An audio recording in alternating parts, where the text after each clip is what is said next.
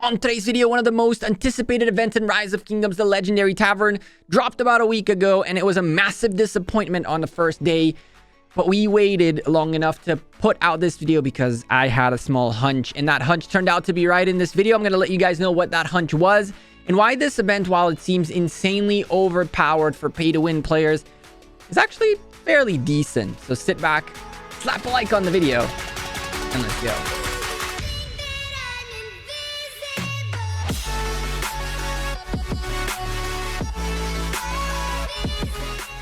Hey there, YouTube. Welcome back to Gekko Gaming. Yes, the Legendary Tavern is here. Yes, our first initial reactions were like major rage, like this is another pay-to-win BS thing, right, kind of thing. Before I tell you guys why it's not exactly like that, don't forget, of course, to smash a like on the video and subscribe down below. I hope I can earn your subscription with this video, and you guys want to help out the channel, but just smashing that like.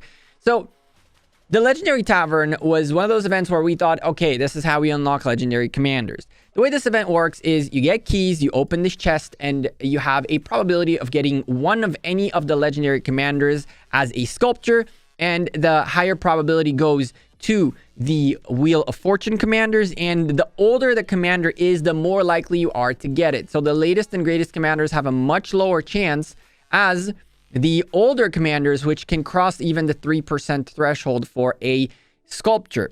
Now, what Lilith did with this event was actually fairly decent when it comes to expertise commanders, and I'll show you why in a second.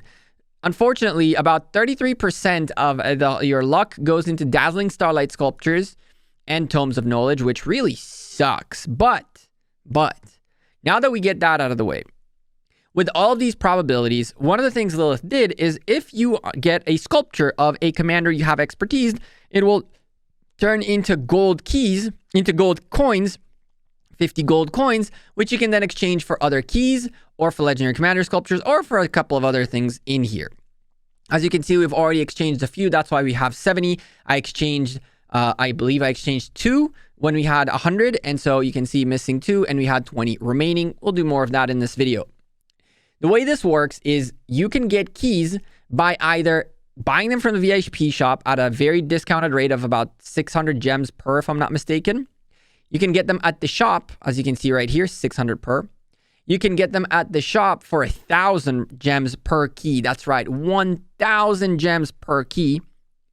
Or you can get them from the Legendary Warriors bundle, which you can buy, I believe, every single day. I have not bought this bundle at all, so I can't tell you exactly how much you get out of it. And then it's today's stock 1, so you can restart it every single day, I'm assuming. And so you can get a bunch of keys from spending money and gems and get ahead, which is where the pay-to-win aspect of all of this is. Now, initially, I was like, ugh, I'm going to make a nice rant video about how terrible this is, and you guys are all going to love it. But I'm actually not thinking that this is that bad of an event, and I'll explain to you why in a second before you guys rage out of your minds that I'm a Lilith puppet yet again, although I'm not. Every single day, you're going to get one free key. Every single day, you have an opportunity to get one Legendary Commander sculpture, and that is up to 46 days, so 46 free keys. You're guaranteed, if I'm not mistaken, 1 for every 10 keys you open. And honestly, I've been getting between 2 and 4 for every. So far, we've opened 13 of these keys, and we've gotten 5+ Legendary Commander sculptures. It's actually been insanely lucky, I guess. We're going to open all 14 keys and then open more keys to show you kind of how it works. But the reality is you get 46 free keys. Now, when you hit 200 keys, you can get yourself 10 of any Legendary Commander sculptures of your choice for every 200 keys you open. Obviously, if you do the math real quick, that's 200,000 gems for 10 sculptures if you're spinning with gems. So it's obviously not that amazing.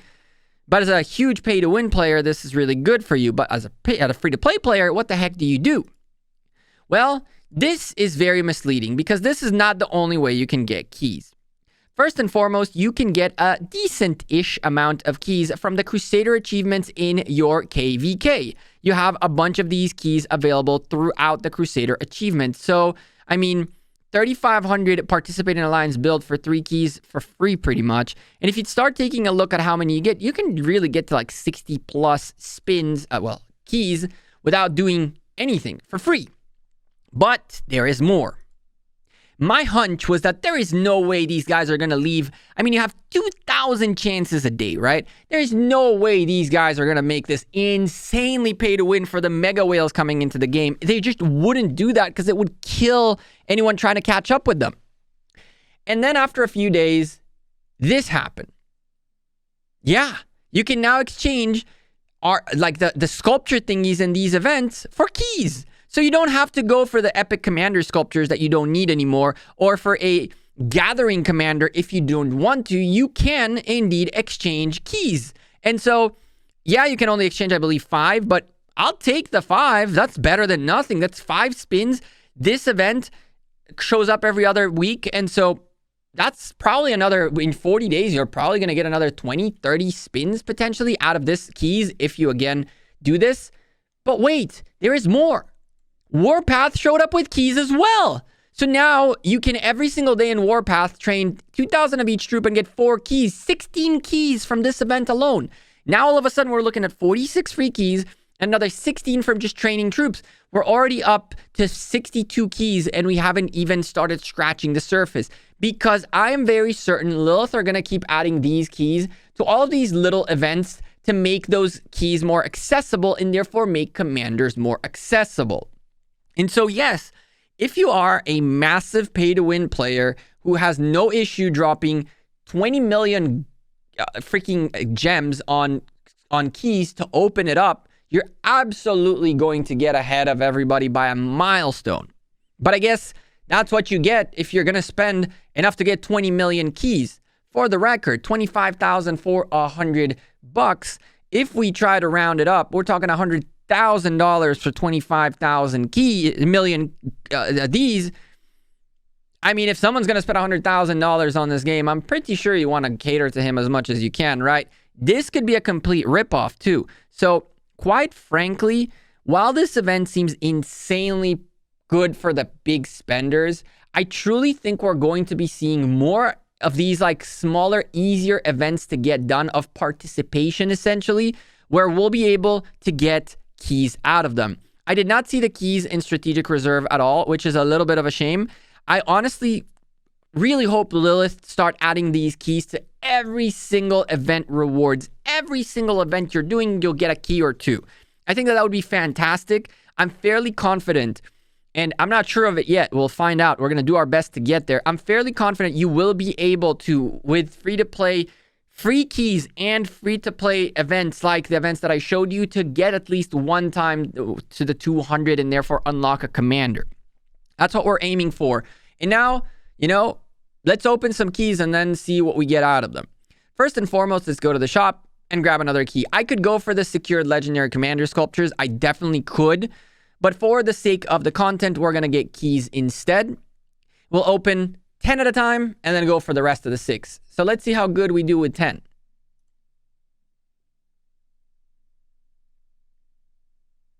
All right. We picked up 3 legendary commander sculptures out of 10. None of them I had expertise, so they will go into my inventory as is. And this wasn't the greatest of pulls per se, but at 3 out of 10, we're talking 2,000 spins. 1,000 spins would be 300 sculptures, which means theoretically you can end up with like 600 sculptures a day, theoretically, plus the 200 ones, right? Small tip, upgrade your commanders as much as you can, because if by any chance one of these expertise is my commander, from there on, anytime I get one of those sculptures, it'll be turned into coins. If you don't do that, you're going to get excess legendary commander sculptures. In our specific case, none of those commanders are anywhere nearby being expertised, so we can continue with the other 6 keys. A star. Come on, baby. Hit us with something good. Another star, as I told you. That's better than Tomes of Knowledge. I'd rather that than Tomes of Knowledge for sure. There is... Okay, so there is a Attila. If I'm not mistaken, that's Attila. And because we have him already, he turned into 50 coins, which are going to the shop. Screw it. Let's get 2 more keys, just for the fun of it. And here we go again. Technically speaking, you can keep getting keys from converting these legendary commander sculptures like I have 400 keys. There's a Guan. We actually need that. That's good for our account. We were going to spin for Guan anyway. That's one less Legendary Commander Sculpture we got to spend on it. Come on, baby. Hit us with something good. So out of 6, well, it'll be 8 now. We got 3 Legendary Commander Sculptures.